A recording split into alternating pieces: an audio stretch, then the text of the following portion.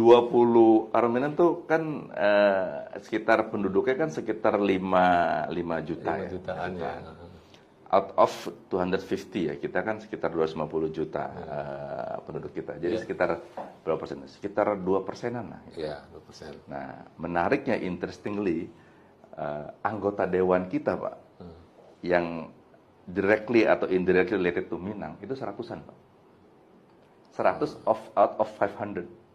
Jadi 100 dari 500, artinya 20%. Jadi bisa dibayangkan, Pak, 2,5% masyarakat itu menguasai 20% parlemen. Kan jagoan, Pak. Itu saya Itu ya.